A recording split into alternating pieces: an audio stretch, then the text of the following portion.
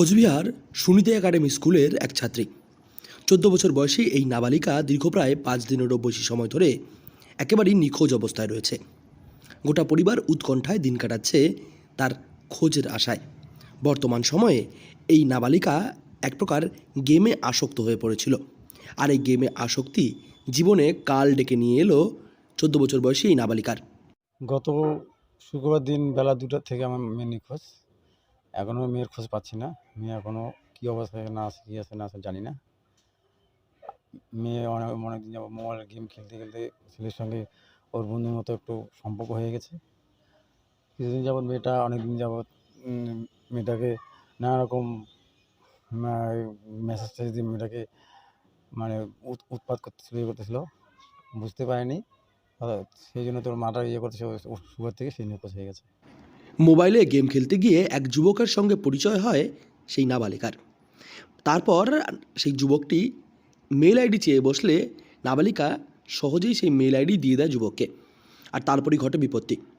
মোবাইলের যাবতীয় জিনিস যুবকটি নিজের আওতায় নিয়ে নেয়।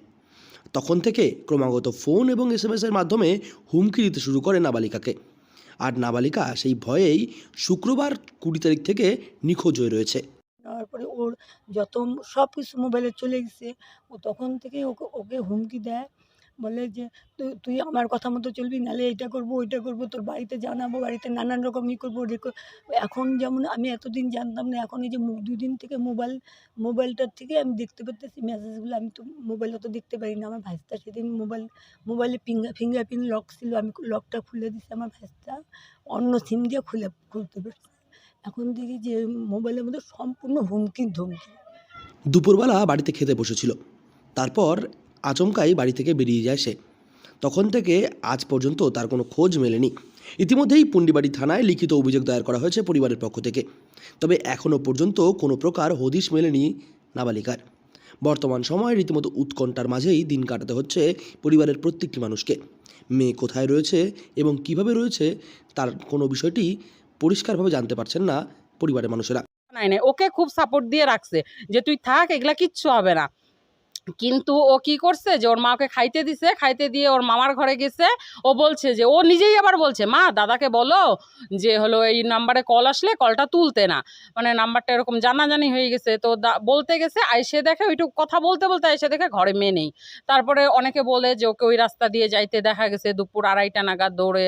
তারপর থেকে পিসি দাদা ওর বাবা খোঁজাখুঁজি করলো, সেই যে নেই আজকে 5 দিন হয়ে গেল, ওকে পাওয়া যাচ্ছে না। আর যেখানে গোটা রাজ্য জুড়ে বিভিন্ন ধরনের ঘটনার কথা সামনে উঠে আসছে, সেই জায়গায় দাঁড়িয়ে বর্তমানের এই সময়টি একেবারেই সুরক্ষিত নয় মেয়েদের জন্য, এই কথাটা বললে ভুল হবে না। সেই পরিস্থিতিতে মেয়েটি দ্রুত পরিবারের কাছে ফিরে আসুক, এমনটাই প্রত্যাশা আমাদের।